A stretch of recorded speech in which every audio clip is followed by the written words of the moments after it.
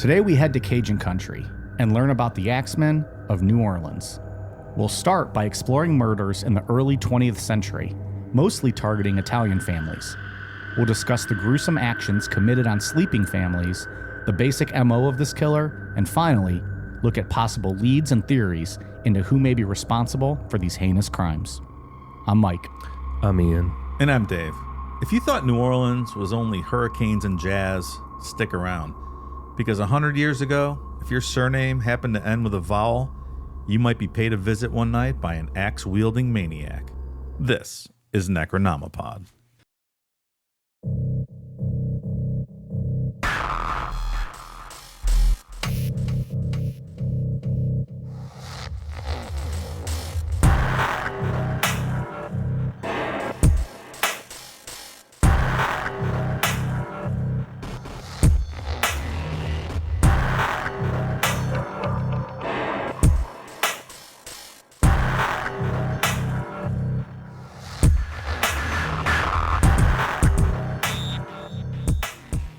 With that Patty Moriarty episode last week, we can set the on Spotify every week the Q&A questions or the poll questions. So I set the question at is Foster's Australian for beer to tweak the Aussies a little bit, and they were tweaked. a lot of responses this week. I love it.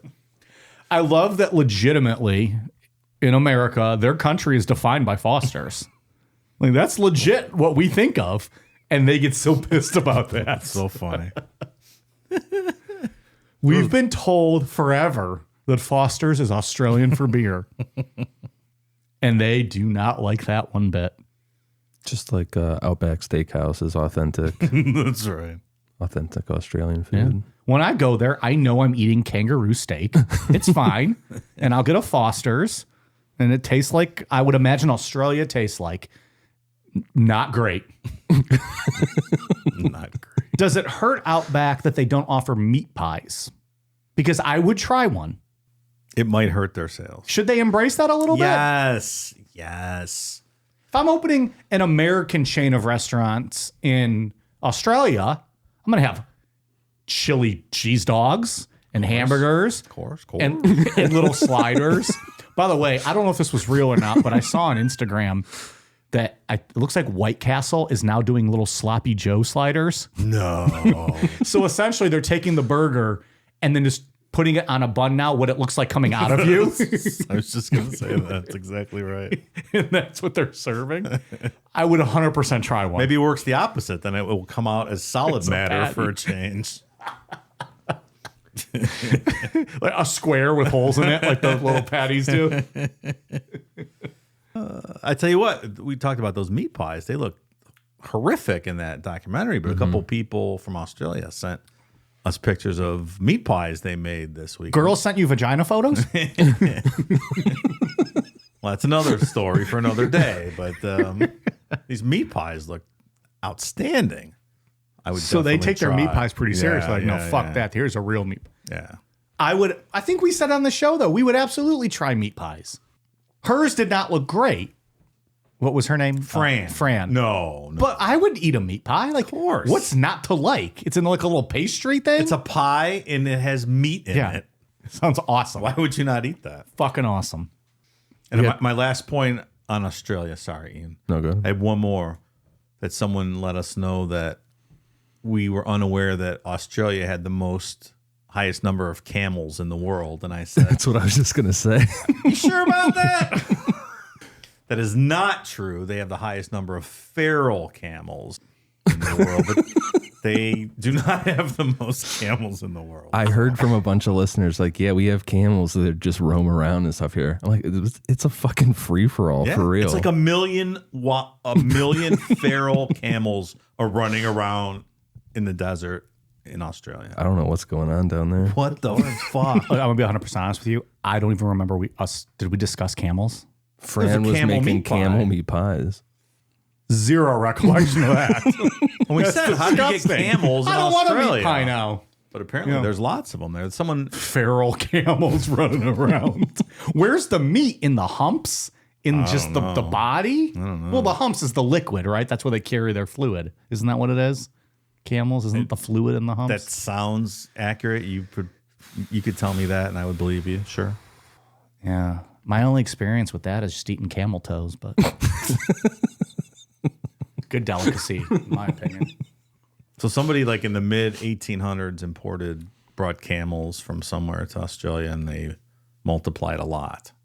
Have they ever lost a war to camels? Is my question. They're about to in a couple years when they take over the country. Then camels are going to be making human meat pies. Like I thought this person was confused, and they were saying that Australia has the biggest population of descendants from criminals, and not camels. Like I thought they misspoke, but no, they really meant Camels. they really meant camels, and lots of feral camels.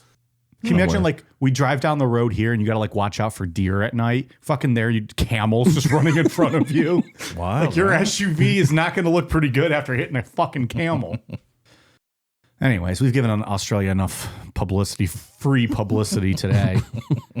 Don't go there. It's not for anyone to live there. They're all, speaking of feral, they're all feral people over there. They're not housebroken. They're not housebroken. When was the last time we discussed a serial killer that was unsolved? I feel like it's been a while. Maybe Jack the Ripper. I don't know. We usually tell when we do these stories, they usually have a end unless it's a disappearance one. Yeah, almost all the serial killer ones do. I feel like it's been a while since we have really discussed something like this. It's hard because a lot of the times these stories you do are based on the confessions that you get later when they're captured. So when that doesn't happen, Right. Yeah. you don't have a lot of details a lot of the time. But yeah, nothing comes to mind. It's been a while. They think of Jack the Ripper. That's about it. Yeah, that's really the one. Or the Cleveland Torso way back when. Yeah. Oh, Zodiac Killer. Oh, yeah. But even that was a while ago. Yeah, 70s. Or No, I mean, when we discussed it. Well, O.J. Simpson, we did. He was found not guilty. So the killer's obviously still out there. I did say around. serial killer, though. On May 22nd, 1918, Andrew Maggio received his draft card. He had been selected to fight in World War I, so he went to a bar on Magnolia Street in New Orleans, Louisiana, to do some heavy drinking. The war was over less than 6 months later. Would he have made it over there? Probably not. Well, he didn't know. No, I'm just saying. I probably would have went out and just got pointing fucking that out. blackout drunk, too. Absolutely. That would be the first thing I did. Daily. I always told myself if I got drafted to war, I would just become a smoker, just because I feel like, if I'm going over there, I'm just going to start smoking cigarettes regularly all the time. So you look like a badass? Well, it's be like my relaxation thing. Like, I'm just going to smoke now. You can't really be drunk on the job, right? Go fucking smoke. Maybe the higher ups can get away with it. They're smoking a lot of weed in Vietnam, from what I understand. Well, I'm talking about the alcohols, but yes, I could do that also. I would take up You'd be a weed man. I would take up the weeds and the cigarettes. Speaking of camels, I want some camel blues. In the early morning hours of May 23rd, Andrew drunkenly walked to the corner of Magnolia and Upper Line Street, where he lived with his older brother Joseph and Joseph's wife Catherine, who together they owned a local grocery store. Once inside, Andrew fell on his bed and passed out. Around 4:30 a.m., Andrew woke up to sounds coming from Joseph and Catherine's room. Clearly something was wrong. Something wrong here. And being too scared to open Joseph's door to see what was going on, Andrew ran out the front door, down the street a bit to his older brother Jacob's house. Thought he might see sexy time. He didn't want us to do that. His brother probably be mad at him. He would have done great in war. He's too afraid to open a bedroom door. Me, am I saw the machine. I gotta get out of here. Together, they ran back to Joseph's house and went around to the back door. As they got closer to the back, they stopped because the door had been beaten down. So Andrew wasn't just drunkenly imagining things or dreaming. Someone had for real broken in. Together, the two of them went into Joseph's room and found Joseph and Catherine still in bed, and both their throats had been slit with a straight razor. Before leaving, the killer repeatedly beat Joseph and Catherine in their heads with the blunt end of an axe. Somehow Joseph was still barely alive while his brothers called the police, but died shortly after. There was absolutely no way that Catherine was still alive, and the brothers knew right away that her throat was cut so deep that she was almost decapitated. I might be scared to open that door too. I don't know. Yeah. Sounds like Andrew was young, like 18 or so. Like he was a young guy. It's very violent. Is getting your throat slit one of the worst ways to go? Not one of the best ways. I find that very hard to watch in movies. Realistic looking throat slitting, and they grab it and there's just blood coming through your fingers and you're trying to hold your throat in. All the sick shit you watch, that's what does it for you? That's the one? They can make that look very realistic, and it's very, I don't know, there's something very violent about it. Obviously, but because you're still alive, right? Like, and you're just feeling the blood and you try to hold on to it, but you got seconds. Really? Yeah, you shoot someone and they're dead. But I don't know, when you walk up and slit someone's throat like that and watch them bleed out. Yeah, because that last second, the last memory you have is fuck. Yeah. Like oh no. Yeah, Man, this that's is horrible. Yeah. That's what OJ said anyway. I don't. I couldn't watch that video of that hockey player. I didn't watch that. I wouldn't watch that. Absolutely not. I read the article. I heard Just Brew Jared tell us about it. Yeah. That was enough. And even he felt bad watching it and said he probably wished he hadn't, but I think that's what he had said. There's a few instances of that and just in the hockey history of guys getting their neck slits, goalies getting cut with a skate. Should they wear a leather neck protector in the game of hockey? I mean, when I played growing up, you had to wear a neck guard. Did you? They didn't, when you get up to that level. I don't think in college, maybe, I don't think they have to. And in the pros, they certainly don't. But I don't know. It doesn't happen often, but once is probably too much, right? Some kind of, there's literally razor blades on your skates. Like, accidents happen. I've seen it. I've seen guys get their arms sliced. When I was playing as a kid, a kid got his arm sliced up bad because a skate accidentally kind of stepped on his. There's not a lot of protection on the forearm, at the under of the forearm. Should the ice skating portion of hockey be removed due to how dangerous it is? How just about walk? You run around. Well, that's called field hockey. That exists. You run around in just tennis shoes on ice. That could be fun, right? You're just falling all over the place. Slide. Oh, I want to see people fall on their ass too. That's funny, right? Put baby oil on the bottom of their shoes and send them out on the ice. It's not bad. Much safer. Until they all get CTE from fucking cracking their heads and falling on the ice. In the house, police found clothing stained with blood, believed to belong to the killer, who apparently swapped them for fresh clothes before leaving. The straight razor, still covered in blood, was found on the ground of an adjacent property. The razor belonged to Andrew Maggio, who did own a barbershop nearby. Esteban Torres, an employee of Andrew's, told the police that Andrew had taken the razor from the shop a couple days before the killings, saying that he needed to fix a small nick in the blade. Do we think the guy brought a change of clothes, or did he dump his clothes and take one of the guy's outfits and put it on? I wonder. I took it as he stole someone's clothes. That's just what my mind went to. Same. That's why I said that. Maybe he brought his own change of clothes, though. And in this day and age, you wouldn't leave your own bloody clothes behind. But back then. But we're also going to get to a theme in this where he seems to leave the axes behind. Like, it's weird that. But he uses their axe a lot of times, too. But that was going to be my question. I didn't know if he was using theirs. We'll get to that. Or if he was, was going to Home Depot fucking buying an axe. Bought like 12 of them. Well, you had to buy them all at once because if you kept buying them, they'd suspect you. Absolutely. You got to buy in bulk. Could be in their system as a frequent axe buyer. Yeah. People would be talking about you like, there's that weird guy's buying an axe again. I wish we had the Home Depot music queued up. We just start playing that. Hey, you're that axe murderer, aren't you? No. I just cut down trees. Okay. I believe Go ahead. Here's your axe. Can you buy axes at Home Depot? I don't fucking know. Oh, where do you buy an axe? Sure. Can you? Yeah. Okay. Is there an axe aisle? That's pretty fucking cool if there's an axe aisle. I think so. I think it's with the sledgehammers. That's fucking awesome. I'm going to start going to Home Depot. I'm going to go to a Excuse me, sir, where's your axe and sledgehammer aisle? Looking to fuck shit up. Yes, clerk, I've got some murdering to do. Point me to your best ex. I mean, murdering of trees, of course. Of course. Near the crime scene, a message was found written on the ground. Quote, Mrs. Maggio will sit up tonight just like Mrs. Tony. Police took this as a callback to a previous axe attack in 1911 on Anthony and Joanna Ciambra, also Italian grocery store owners. That assault resulted in Mrs. Ciambra's death, who was commonly referred to by her patrons as Mrs. Tony. The Ciambras weren't the only victims that the killer could have been made reference to. Historian Miriam Davis believes that the Ciambras weren't the killer's first victim, that the Axeman's first murder did happen in 1911, but it started with Joe and Mary Davy. Is it Mrs. Tony because her husband's Anthony, so she's Mrs. Tony? That's how I read it, right? Yeah.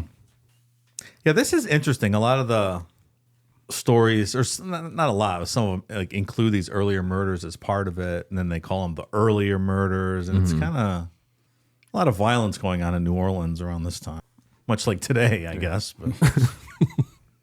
Joe Davy, a 26-year-old Italian immigrant, opened a small grocery store with his pregnant wife, Mary, in 1911.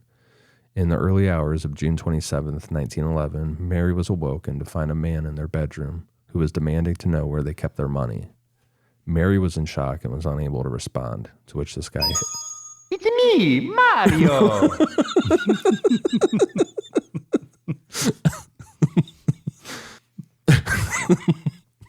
Sorry, I missed the timing on that one, but you'll have to fix that. Mary Mario, it's the same thing. Why one is it right when you said a man standing above her, and I was late on it? Do it again. That'll be good. I think we should keep it like this. I think it's better. Hold on. It's just fucking, he's hitting coins above their bed. The man was demanding to know where they kept their money. Mary was in shock and unable to respond, to which the man hit her on the head, causing her to lose consciousness. After regaining consciousness, Mary found that she was bleeding from her head, and the bed sheets were soaked in blood. Her husband, Joe, was laying next to her with a severe skull fracture and still alive for the moment. But unfortunately, Joe later died at the hospital. The coroner said that Joe's head injury was caused by a sharp, heavy blade consistent with a butcher's cleaver, which resulted in the killer being nicknamed in the newspapers as the Cleaver. Oh, the Cleaver. Not Beaver Cleaver, just the Cleaver. Remember the wrestler Beaver Cleavage? Yes. Beaver Cleavage. That is the first thing I think of anytime Beaver Cleaver is brought up is fucking Beaver Cleavage. So dumb. That's funny. And it was like his mom was his manager, but it was just this fucking huge boobed woman, and they had like, sexual innuendos going on between them. It was Mosh from the Headbangers. Oh my god! Yeah. Wrestling is too He would highbrow these days. He would have that little hat with like the little spinny thing on top, and he wear his little like Angus Young schoolboy outfit to the ring, and then like he would roll out of the ring and like hug his mom's like chest. She was just fucking half spilling out of her shirt. Oh, that's fantastic. Wrestling used to be so fucking awesome. That it did. I became pussified. Mary was able to give a description of the killer. He was a white man, clean-shaven, dressed in workman's attire, and spoke in clear, unaccented English. The unaccented English led police to suspect that the killer was committing hate crimes against Italian immigrants, which is stuff's very interesting. I didn't know any of this. I learned something new with this story. Yeah. Following the end of slavery in 1863, a significant influx of Italian immigrants, predominantly from Sicily, arrived in the southern parts of the United States. They took up jobs as laborers in farms and worked on plantations, often working side by side with black laborers. This association between the two minority groups led to the Italians facing equal discrimination sometimes from the white southern population as the black communities were suffering.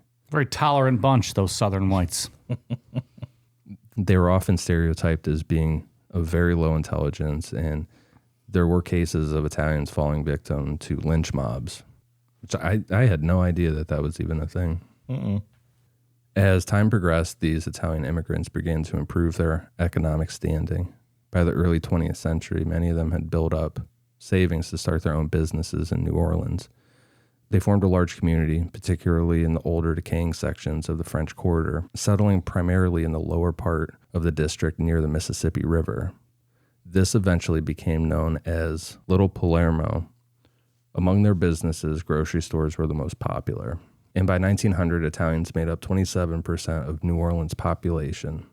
So the thought is that the rise in economic status probably played a role in the motive for the crimes that were attributed to the Cleaver and eventually the Axeman. So, Mafia Mike, do you feel that the root cause of these killings is perhaps that these Italian grocers didn't have enough gabagool in their stores, and somebody was mad they wanted gabagool? Oh! This guy, he's prejudiced against Italians? What a cock! You come in my store, I'll fucking shove a gabagool straight up your ass. Oh! Finally, worked gabagool into the show. What does that mean? It's capicola, the cured meat. Like on The Sopranos, they call it gabagool. Okay. Which I have no idea where that comes Like from. Michael Scott in the Office. What does he order at the restaurant? The gabagool or the fucking ridiculous when he's out with the insurance guy. Speaking of Sopranos, you remember the horror movie that they were making? Cleaver. Yeah. Remember that? Mm-hmm. There you go. There's your Sopranos double tie-in for the day. Look at that. 2 in 1 episode. You never watched that show, have you? I watched the first episode once. Long time ago. Never went back. Like, it wasn't bad. I just never went back and watched it. There's a lot of episodes, and the commitment of that is overwhelming to me. I'm sure I would like it. I love every mob movie, gangster movie that has ever been made. I just haven't done it. Like we said, the newspapers jumped on a cleaver being used as the murder weapon and started running headlines nicknaming the killer the Cleaver. Police offered a $500 reward for information that led to the capture of the killer, and the Italian community was on high alert. In the cases of both the Ciambras and the Davies, nothing of value was taken, so these were clearly hate crimes. Gradually, the Cleaver faded from the newspapers and kind of became lore within Italian communities, specifically with the younger population, until he seemingly showed back up 7 years later with the murder of the Maggios. The question is it the same guy or is it a copycat? There's theories on both sides of that. And so there was no murders in that 7 years that they think could be tied into this. Not that I'm aware of. There were a couple more in 1910, 1911 that may have been associated with that guy because we can't get into everything, but then it just kind of cold turkeyed out for 7 years. That's weird. Like, that's where you think, like, oh, maybe this guy got locked up for some time. Or a copycat, like you said. Maybe moved out of the area or something. Yeah. Because you don't often, you always see those breaks with the serial killers, right? Like that cool off period. Yeah. And then they start ramping back up. But never that long. Right. It's a nice vacation. Oh, that's the wrong one. I love that song. You can play that every episode.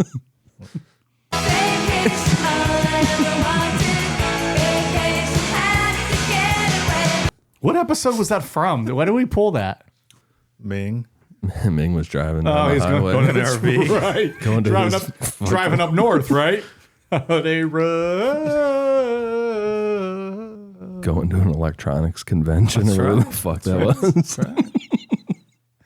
Sometimes I forget about all this shit we talk about. That's goddamn funny. That's good stuff. Who wouldn't love us? It's fantastic. That's fantastic podcast professionalism right there. Like Seinfeld's mom. Who wouldn't like you? Yeah. How can anybody not like you? Jerry, don't say that. So now back to the Maggios being murdered in 1918. The razor blade that was used to kill Joseph and Catherine belonged to Andrew. He was a barber. He was thrown into jail and just grilled. And the way it was described was like really hot. You know, 1918 jail is not very pleasant. Just locked down there, grilled hours after hours. Awful. But he never changed his story, and they eventually let him go. But he was the prime suspect for a long time. Did he never end up going overseas for the war then? I don't think so. I don't know. Probably not. They held him in jail. That's the problem with a lot of stuff. These records are terrible. Like, you don't have definitive answers to a lot of things. On June 27th, 1918, during the early morning hours, Louis Bassumer and his mistress, Harriet Lowe, were in an apartment behind Lewis's grocery store. Louis suffered an axe blow above his right temple, fracturing his skull, while Harriet was severely injured over her ear and was unconscious when the police arrived. They were found around 7 a.m. by John Zanka, a bakery wagon driver, during his routine visit to the store. In the apartment's bathroom, police found the axe, which was owned by Louis, and that was believed to what was used in the attack. Louis told the police that he had been asleep when everything happened. Shortly after, Louis Ubicon, a 41-year-old black man who was previously employed at Lewis's store, was arrested. Despite the lack of concrete evidence, the police detained him, citing his inconsistent statements about his whereabouts on the morning of the attack. The motive was presumed to be robbery, but no items were stolen, no money, anything like that again. And thankfully, Ubicon was eventually released due to insufficient evidence linking him to the crime, because it was 100% not him. It's actually kind of surprising that they let him go, to be honest. Yeah, I just execute him.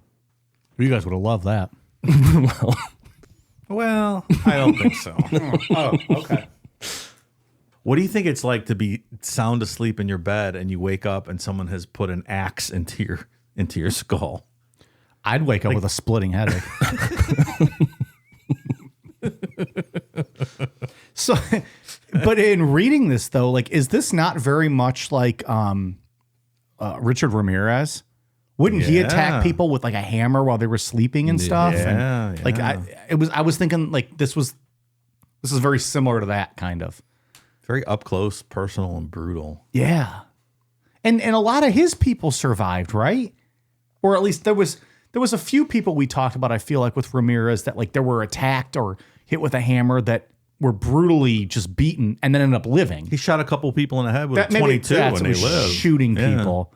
At least 2 or 3 people survived. More than you would think. Yeah. Yeah. Which is similar to this story. Not shooting, but even people survive after they're getting fucking hit with mallets and axes or whatever else. Yeah.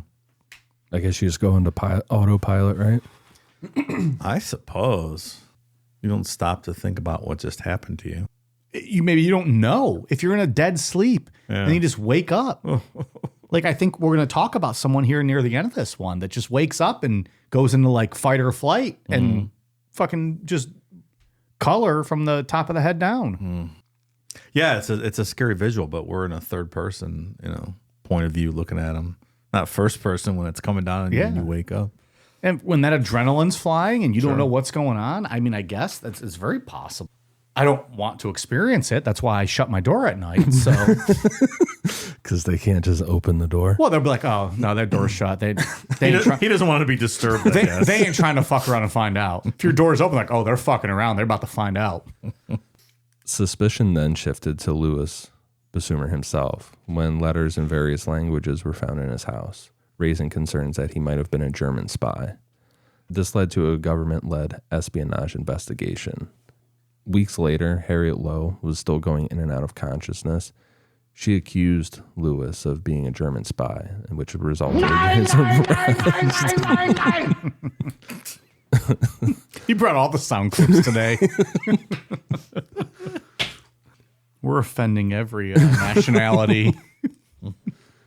He was released 2 days later, but rearrested in August of 1918 following Harriet's statement made on her deathbed in Charity Hospital after an unsuccessful surgery, accusing him of attacking her. He faced murder charges and spent 9 months in jail before being acquitted in May of 1919. The media grilled Harriet Lowe, especially after it was revealed that she was not Louis Bassumer's wife, but she was his mistress. They played up the story, particularly after an incident at Charity Hospital where Louis was denied access to Harriet because he referred to her as Mrs. Harriet Lowe. The situation escalated when Louis's legal wife got back from a trip that she was taking to Cincinnati, Ohio. Uh-oh. Harriet further attracted media attention by blasting the New Orleans police chief.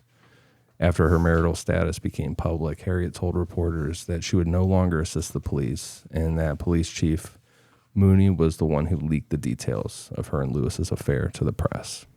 Like we said, she passed away 2 days after undergoing surgery to fix facial paralysis she suffered from the attack. Seems like charges should have been dropped, no? There's no witness. Like, isn't that your goal in a murder trial, to kill the witness so they can't testify against you? Like, if the witness dies, what kind of evidence are you presenting at trial? Obviously none, because they acquitted him in 10 minutes. Today's show is sponsored by BetterHelp. Well, 2024 is upon us, and resolutions and fresh goals are aplenty. While everyone is trying to improve or better themselves, have you ever given any thought to areas where you're already thriving? What are some things you don't want to change in your life this year? Maybe it's time to stop thinking new year, new me, because you're probably pretty great just as you are. Around New Year's, we tend to get obsessed with how to change ourselves instead of just expanding on what we're already doing right. Maybe you finally organized a few rooms in your home, and now it's time to tackle other rooms. Or maybe you take supplements every morning, and now you want to actually eat breakfast too. Therapy can help you find your strengths so you can ditch the extreme resolutions and make changes in your life that really stick. Therapy empowers you to be the best version of yourself, and when you start walking around with that extra confidence, that extra swag, nothing can hold you back. If you're thinking of starting therapy, why not give BetterHelp a try? It's entirely online and designed to be convenient, flexible, and suited to your schedule. All you have to do is fill out a brief questionnaire to get matched with a licensed therapist, and you can switch therapists anytime at no additional charge. It's time to start celebrating the progress you've already made. Visit betterhelp.com/necro today and get 10% off your first month. Again, that's BetterHelp, HELP.com/necro. On the evening of August 5th, 1918, Anna Schneider, a 28-year-old woman who was 8 months pregnant, was awoken by a dark figure standing over her. The intruder violently struck her in the face multiple times, resulting in a deep gash on her scalp. Gash. And her face being covered in blood. It's less offensive when it's a fucking brutal wound than when we're talking about a fucking woman's slit. That's just as bad, too. Goddamn. Oh, so you can say gash, but I can't. I said slit. I see how it is. Slit's fine. No big deal. We start using the British term minge. Good one. That's all right. Minge. Let's see that. I don't know. minge. It sounds a little rancid. Minge. Like a minge gross goes. word A for sure. minge goes bad. Like a minge has an expiration date. To Not me. this minge. What? What? You sure about that? Not that minge. Minge. Like a minge has a best of date or best buy date. Gash is just so offensive. It is very offensive. It's just awful. Her husband, Ed Schneider, found her shortly after midnight after returning from work late. Anna claimed to have no recollection of the assault, and she ended up giving birth to a healthy baby girl just 2 days later, which is kind of crazy. Her husband told police that their home had not been burglarized except for $6 or $7 from his wallet. A search of their apartment showed no signs of forced entry through the windows or doors. Police also found that the attacker didn't use an axe, but this time used a lamp that was on a nearby table to hit Anna. Perhaps he was trying to shade his identity. Maybe. Are we sure this is the Axeman? This seems like a Lampman crime. Not related at all. And the Schneiders, no Italiano going on there. It's true. I declare. And not even one of us. What, we're no good anymore? You ain't gonna kill us? The fuck are you and your gabagool? Gabagool. It's the best. I declare that this is not part of the Axeman murders. Wow. That's all I got to say about that. The profile doesn't match. Does it? Not at all. Lamp? Come on. It was one of those oil lamps, too, like one of those rolled ones. God, that Like that hurts. thick glass. Oh, yeah. Doink. So no shade. Thanks for mentioning that. Now my stupid pun doesn't even work. At this point, the leading detectives on the case acknowledged the media's reporting and started to publicly consider the possibility that this attack was linked to the earlier assaults and murders. The next victims were Joseph Romano, who was an older man, lived with his nieces, Pauline and Mary Bruno. On the night of August 10th, 1918, his two nieces were woken up by noises coming from their uncle's room. Rushing in, they found Joseph severely injured, having suffered deep gashes on his head. They saw the attacker making an escape, which he was described as stocky, dark-complexioned, wearing a dark suit and a slouched hat. Despite his injuries, Joseph managed to walk to the ambulance when it arrived, but unfortunately died 2 days later. Oh, shit. That's crazy. Walk to the ambulance, but then you're probably bleeding out enough Yeah. or have some like hemorrhaging going on. Yeah. It's like that hockey player skating off the Yeah, that's true. off the rink. So stocky, dark complexion is a little bit of a different description than we've heard previously, correct? Yes. You're also talking to people that are being bludgeoned in the head, right? Oh, no, the girls saw him running out, right? Wasn't she after she was attacked, though? No, they weren't attacked. They weren't. Oh, okay. So when they found him, there were 3 gashes in the room at that time.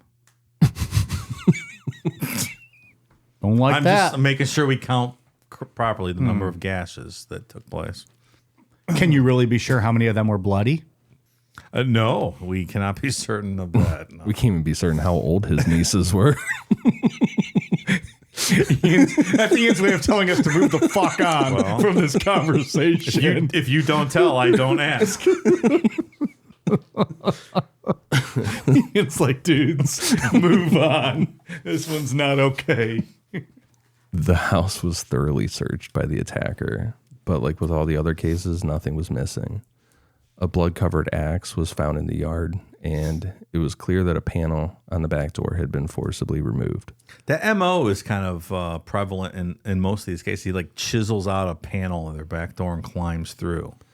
So it can't be a very large person because they wouldn't be able to get through that panel. Right? Short, stocky would be tough. Something to consider. Joseph's murder kicked off a straight-up panic throughout the city.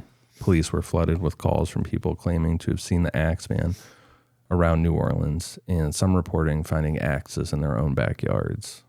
Like it's like a calling sign or something, like a threat, like they left behind an axe. Oh, I'm sure the calls that were coming in. Hello, New Orleans police. This is Mrs. Hildebrand. I found an axe in my backyard. Can you send Officer Mike over to dust for prints and take a look at my gash? Oh, man. Mrs. Hilda, my gash needs some attention from Officer Mike. I hope everybody listening to this right now is now thinking of Mrs. Hildebrand's gash and what that might look like. She is literally it's a pretty nice looking gash. 97 years old. You can use your imagination on that one. Mike, don't bash the gash until you try it. Oh, boy. Don't bash my gash. Speaking of Gabagool. Charles Cortimiglia, another Italian immigrant, lived with his wife Rosie and their infant daughter Mary in Gretna, Louisiana, which was a suburb of New Orleans, right across from the Mississippi River. On the evening of March 10th, 1919, the neighborhood woke up to screams coming from the Cortimiglia home. One of their neighbors, Orlando Giordano, ran over to see what was going on. He found that Charles, Rosie, and their daughter had all been attacked. Rosie, with a severe head wound, was holding her dead daughter in the doorway, while Charles was laid out on the floor. Again, nothing had been stolen from the house, but a panel on the back door was forcibly removed, and the axe was found in the back porch. Charles was discharged from the hospital 2 days later, but Rosie stayed under medical care. When Rosie regained full consciousness, she accused Orlando and his son Frank of the attacks. Given the fact that Orlando was super old and in bad health, it seemed unlikely that would be possible. And Frank, being over 6 feet tall and weighing more than 200 pounds, was unlikely that he could fit through the back door panel. Oh, there you go. That's what I was talking about. Police arrested both Orlando and Frank and charged them with murder. Oh, because why not? Nothing else to do today. They were found guilty, with Frank receiving a death sentence and Orlando receiving life in prison. Woo, death sentence, yeah! You guys fucking love that shit. I can see your throbbing erections from here. So Frank couldn't fit through the door, yet he was convicted and sentenced to death for the murder. Oh. Okay. Did they ever give any thought to, like, they didn't charge him with any of the other Axeman murders? They were aware that it was a spree killer kind of situation at this point. Did it ever give them pause? Like, Quit asking rational questions, Dave. What the fuck do you think you're doing here? It seems odd because the way the story is told is that, like, visibly, especially Orlando being very old, like, he wouldn't have been able to do this. Yeah. It seems like maybe some ulterior motives going on there. Maybe just to close the case. Yeah, maybe just get people to shut up. Did it make a difference also that there was a kid involved? Like this, they had their dead daughter. Maybe this was just kind of like like we need to just fucking close this case and make people seem like we got whoever did this specific one. Yeah, because everybody's already panicked about it. Then you throw in a dead kid and I don't think that's outside the realm of possibility. It's not okay. Sure. I'm not saying that's right, but I'm saying maybe that was their mindset. Was we just need to fucking close this one out. Speaking of death penalty, did you see that the state of Alabama tomorrow is going to execute somebody with a nitrogen gas? First time ever in this country because they tried to give them lethal injection a couple years. It just fucking didn't work. They had him on the gurney for like 4 hours. So this is what they're doing: nitrogen gas, which just deprives your body of all oxygen, so it'll just suffocate. Yeah, like just shoot him in the head at this point, right? Like, why are we coming up with all these fancy things? Yeah, like I don't know much of, like, you don't need to torture people, right? Like you don't need to make them suffer. You're suffocating. If you're killing them, just kill them then. Like let's just fucking get it over with. Right. You don't need to prolong it. Also, a little off the rails, I think. I don't know. Well, it's fucking Alabama, man. Come on. it seems like it would take a long time. A little bit, yeah. Would it though? Like, I mean, do they just like fucking turn it up? I'm not sure because it's never been done in practice before here in this country. So I'm not sure what the science. Well, I thought we were civilized, but apparently fucking not. It seems like you're choking to death, but we'll see. So it's like a we're going to learn today type situation. We're just going to wing this and see what happens. Till one of the witnesses describes what happens, I guess. Well, and it's almost like, back in the day with the hangings, like that wasn't foolproof, right? Like sometimes it might snap their neck, but the rope breaks and then they're just like twitching on the ground. Or if it hits your neck wrong, you suffocate. Right, yeah. Yeah, if you don't break your neck on that initial drop, you're gonna suffer a bit. It's a really weird environment to be in when you're hoping for an initial neck break. Right? Like what the fuck are we doing? Where are we with this? So yeah, that's tomorrow. Did you say? I think it's tomorrow. By the time this comes out, it'll already have happened. I think it is. I missed that. Supreme Court declined to provide a stay of execution. That's interesting. So yeah, check it out. Maybe we'll have a webcam up. It's Alabama. Who knows? Pay-per-view in Alabama. I mean, skyrockets. Deathchamber.al.org. Oh, man. Following the trial, Charles divorced Rosie. Then, almost a year later, Rosie recanted her accusation, saying that she falsely implicated the Giordanos. Her testimony was the sole evidence against them that led to their eventual release from prison. So, thankfully, Frank was not executed. Come on. And she was prosecuted to the fullest extent of the law for lying. Was she? Should been. This guy was almost executed because of you. Maybe now you should be executed? You almost cost this man his life. Yeah. I don't actually think she should be, but I don't think she definitely shouldn't just be allowed to strongly worded reprimand at the minimum. At least. pay some fines or something. Like, come on. Just because, like, how often does that happen now? It happens. Yeah. And you got these, well, not great. Not a good system. 3 days later, the newspapers received and published the following letter, allegedly written by the Axeman. It said, quote, Hell, March 13th, 1919. Esteemed mortal, they have never caught me and they never will. They have never seen me, for I am invisible, even as the ether that surrounds your earth.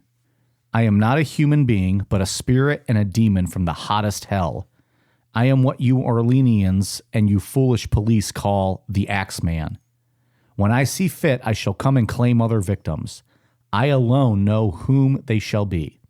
I shall leave no clue except my bloody axe, besmeared with blood and brains of he whom I have sent below to keep me company.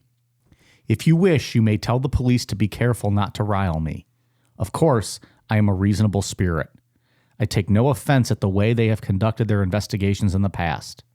In fact, they have been so utterly stupid as to not only amuse me, but his satanic majesty, Francis Joseph, etc.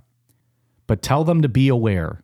Let them not try to discover what I am, for it were better that they were never born than to incur the wrath of the Axeman. I don't think there is any need of such a warning, for I feel sure the police will always dodge me, as they have in the past. They are wise and know how to keep away from all harm. Undoubtedly, you Orleanians think of me as a most horrible murderer, which I am, but I could be much worse if I wanted to. If I wished, I could pay a visit to your city every night. At will, I could slay thousands of your best citizens, for I am in close relationship with the angel of death.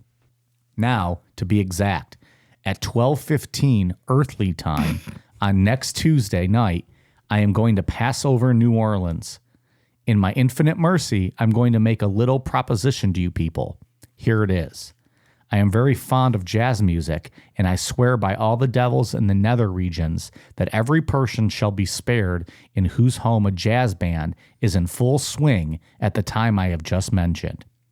If everyone has a jazz band going, well, then, so much the better for you people. One thing is certain, and that is that some of you people who do not jazz it out on that specific Tuesday night, if there are any, will get the axe. Well, as I am cold and crave the warmth of my native Tartarus, and it is about time I leave your earthly home, I will cease my discourse, hoping that thou wilt publish this, that it may go well with thee. I have been and will be the worst spirit that ever existed, either in fact or realm of fantasy. The Axeman. It sounds like a dumb dude trying to sound smart. It's a lot. Earthly time. Oh, earthly time. So have jazz playing at 12:15 on Tuesday. And everyone did. The whole city was full. Everyone packed into clubs and dance halls, and they played jazz music all night, and there was no attack. There's some cool artwork too, like publications with this, with jazz being depicted. So it's pretty cool. Yeah. I mean, it's just the Passover story, right? Like if you paint lamb's blood on my door, the angel of death will pass over your house. Yeah, that's It's about just what it poaching sounds. the Passover story, replacing it with jazz. You're not very original, Mr. Axeman, if that even is your real name, and I'm not convinced. Native of Tartarus. Whatever the fuck that means. Tartarus. But there was no murder that night, so it worked. People listened. Good for them. Jazz it up, baby. I do like some jazz. That's all right. Sure. I could have fun with that.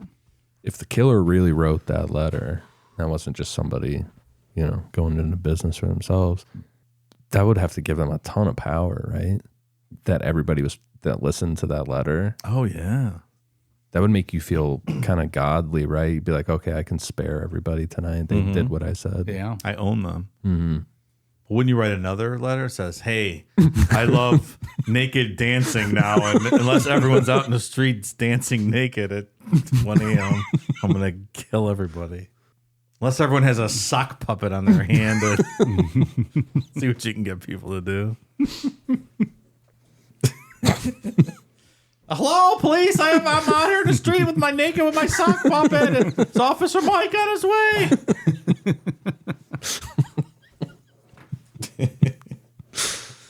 Steve Boca, another local grocery store owner, was attacked on August 10th, 1919. No gabagool, probably. He woke up to a figure standing over top him and later regained consciousness. He realized he had been seriously injured. He had a gaping wound on his head. He ran outside, and upon reaching hhis neighbor Frank Janusa's house, he collapsed, losing consciousness again. His home, like others before, showed no signs of theft, and a panel had been removed from the back door. Although Stephen eventually recovered from his wounds, he had no memory of the attack. I notice that wound you described as gaping. Could that be considered a gaping gash? It could be. As well? Okay. In another attack on September 3rd, 1919, Sarah Lauman, a 19-year-old woman living alone, was found by her neighbors unconscious, lying on her bed. She had suffered a serious head injury and was missing several of her teeth. The attacker had gained entry through an open window and attacked her with an axe, which was later found in Sarah's front yard. Sarah recovered from the attack, but she didn't remember what happened. The last in the series of the Axeman attacks occurred on the night of October 27th, 1919, involving Mike Pepitone. His wife was woken up by a bang, and Mike reached the door just in time to see a large man with an axe running away. Mike Pepitone didn't realize, but he was severely injured and covered in blood. That's why I was talking about like that autopilot. Sure. Like you just go, you don't even realize. My wife gets woken up by a bang sometimes too. And she doesn't, Boom. she doesn't really mind. Well, how could she? Neither Mike or his wife were able to provide any description of the attacker, and this marked the end of the attacks attributed to the Axeman. See you next week. And we only have two like eyewitness accounts. Yeah. One a clean-shaven white guy. Then we have a stocky, Dark skin. Dark skin, yeah. Man who couldn't fit through a panel in the back. Maybe it's a tag team operation. maybe the stocky guy was just going into business for himself. It's like, hey, I'm going to jump on this. And Yeah. Sounds like a good time. I Just want attack somebody. I want to axe someone to death. I want to open up gashes. I'm a gash man. The person most frequently linked to the Axeman is Joseph Monfray, with variations of his name including Leon, Joseph Monfray, Mumfray, and Mamfray. It's been suggested that the seemingly random attacks on Italian grocery owners and their families was actually a part of a larger mafia conflict, with Monfray potentially acting as a hitman. Monfray is believed to be involved in mafia-related activities as early as 1907, including an arrest in 1908 for using dynamite on an Italian grocery store. Mike, they blew him up with dynamite. Believe that shit? I don't. No, I don't believe that.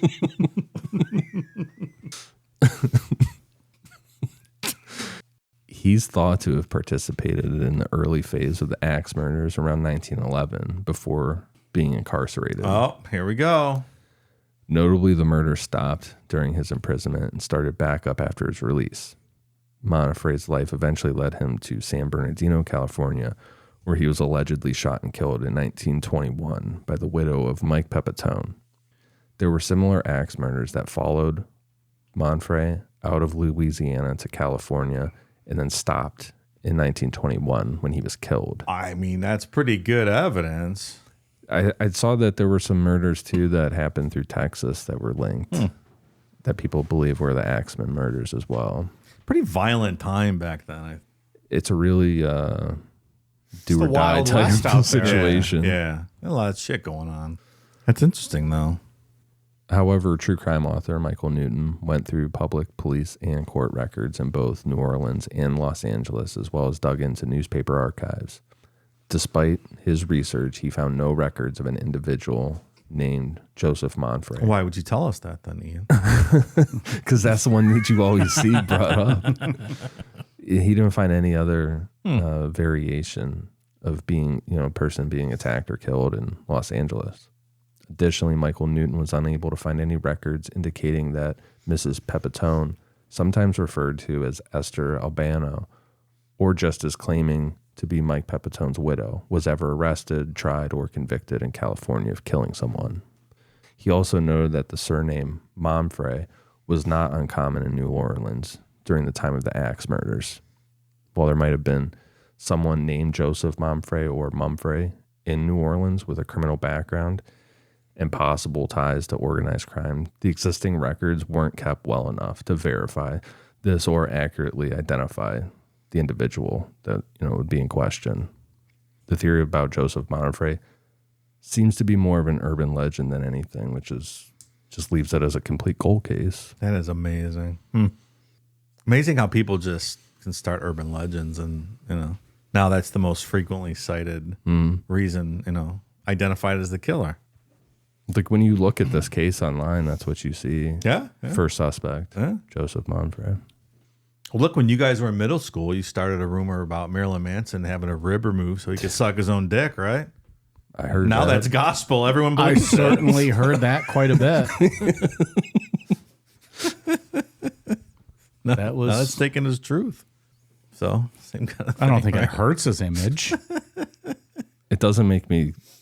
I don't feel one way or another about it. Whatever. I wasn't If it's real, turned it's off real. by it.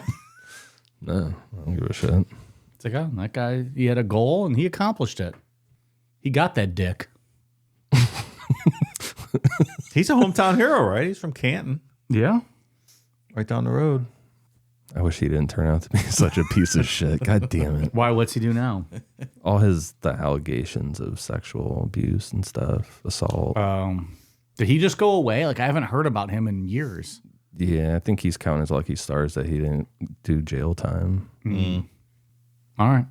That's a bar. I always like his music a lot. Yeah. I saw him back at Ozfest in like 2001. He was fucking awesome. It was a great stage show. Yeah. I like and his, like you said, his music's, I liked a lot of his stuff. I didn't know what happened to him. Yeah. Just being a piece of shit. You suck your own cock. You don't need to leave the house. Why do you gotta fuck around with any minors? Like that solves all the problems. All of the problems.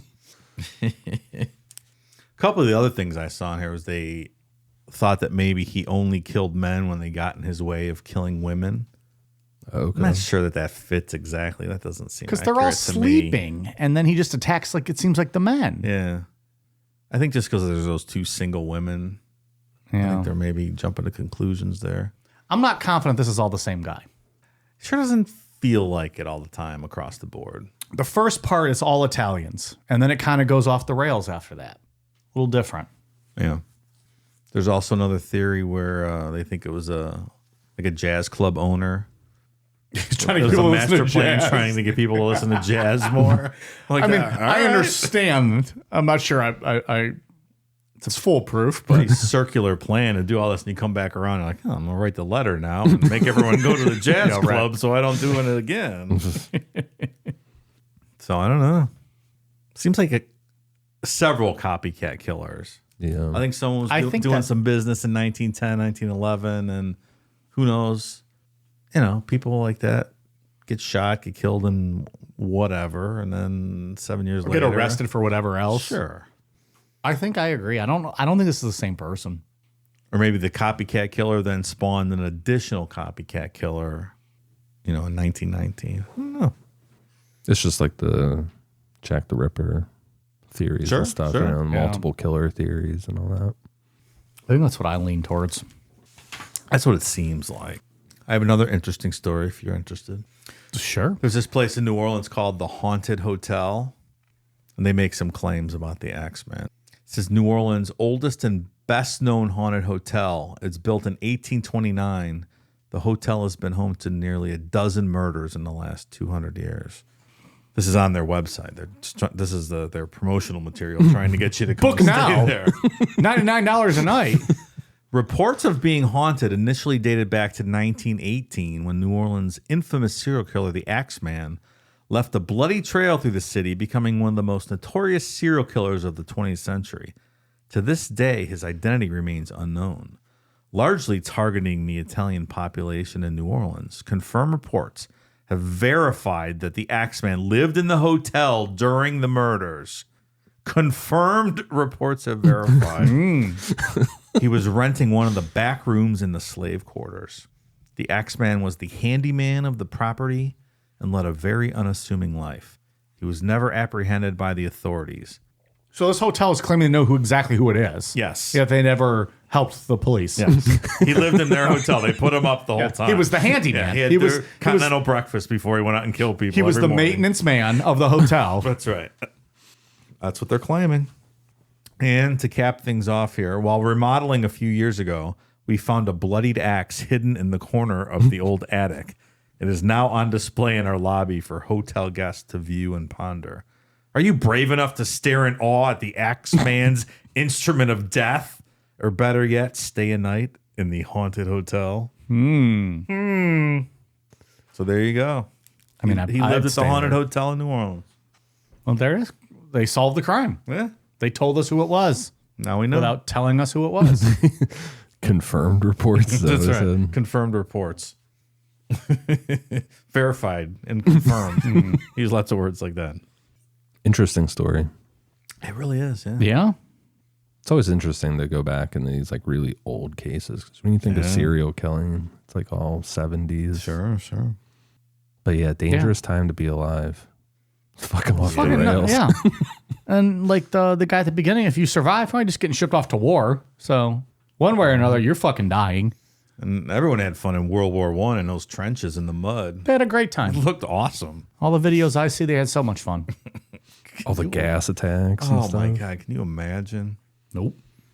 Have you ever been in New Orleans? I've never been in New Orleans. No. It just I've seems driven hot through and Louisiana, dirty. but I've never been to New Orleans. Yeah, I've been in Louisiana. Yeah. I don't know. It just seems like a lot of drunk a-holes and hot and swampy and dirty. Yeah. It's not really at the top of my list of travel destinations. No. Okay.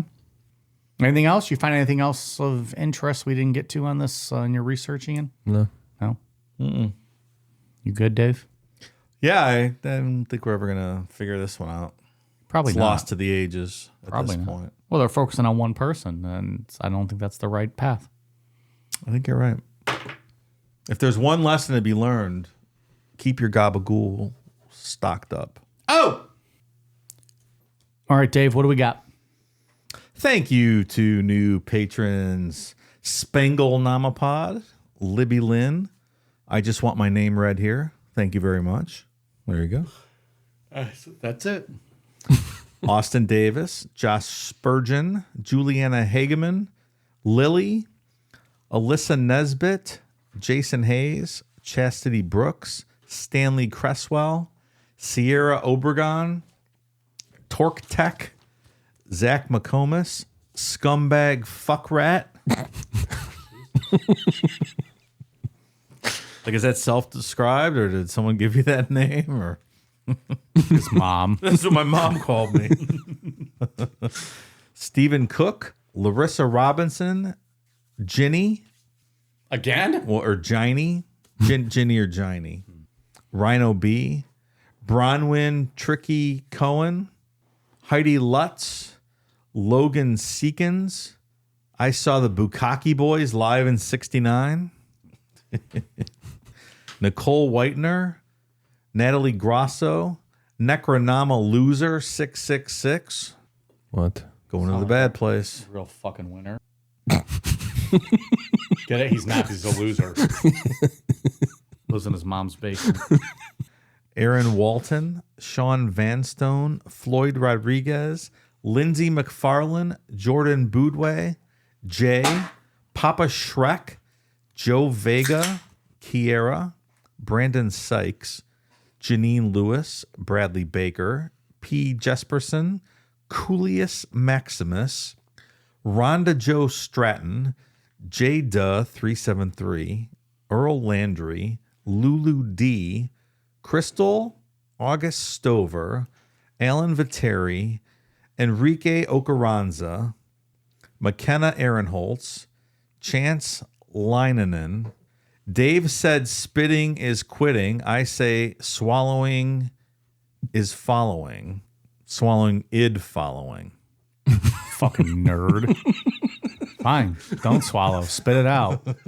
See whoever loves you. Jesus.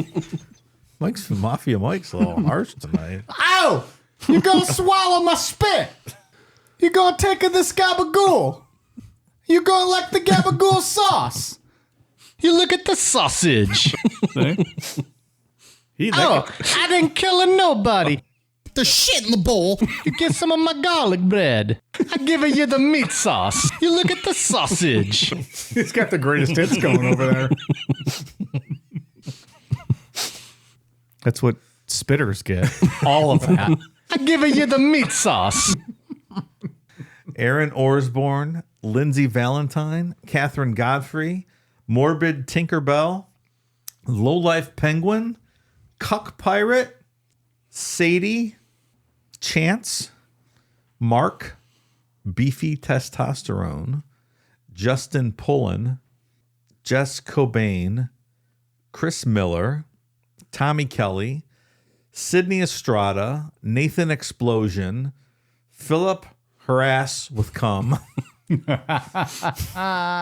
Philip Harass with Cum, That's not bad. Alex Marley, Aaliyah Uribe, Emily Bishop, Jocelyn, Caitlin Smith, Kim Cummer, Krista Rutmanis, Wyatt Moore, Eric Byers, Bigfoot Muff Muncher, I Want to Chew on Mike's Nipples, Nope. The fuck you won't. Travis Eggert, Pedro, Ashley Clemens, Ty Woods, Julie, Autumn Mooten, and Jenny. Thank you so much, new patrons. Ian, what do you got? For iTunes, I have one for James West. James West would like to know, Dave, why you never mentioned anything about Michigan and Ohio State. About that game. I never heard of what kind of game is that? Yeah, I don't know. I don't think Michigan played Ohio State this year. Did Michigan football play I this think year? he means water polo. Oh, okay. Yeah, I don't follow water polo. Yeah. I don't think Michigan fielded a college football team this year, did they? I wasn't aware of them. Never heard of her. Nitty Shishi and Master Wizard 69. Thank you guys for the awesome reviews. All right, Dave, what else you got? I got one do-over, actually. I read Chance. It's Shantae. Sorry about that. That export put a little weird symbol in there for you. I also have one. Lydia SF. I don't think I said her last time we recorded, so thank you, Lydia. You did a make good. Yeah. I do have one foreign shout out from Australia. DJFFVDGJDC. Thank you so much for the kind words from Australia. Awesome, thank you. He's probably eating a meat pie when he made his name. He couldn't concentrate. Yeah, and we have one more from, hang on one second here, 1 second. Thank you, Lauren Rutherford. Sent us these homemade knit koozies for our beers with each of our names on it. So that's very cool. Keeps our fingertips nice and warm. Yeah, in these cold winter trying months. Up here in the frozen tundra of Ohio. Very nice letter, too. Yes, very nice letter. So, Lauren, thank you so much. We are on Twitter, Facebook, Instagram, YouTube at Necronomipod, patreon.com/Necronomipod for all of our bonus content. Necronomipod.com. We got some stickers out there, and Amazon.com. Search Necronomipod for all of our merch. All right, you guys ready for a cool down beer? Cheers.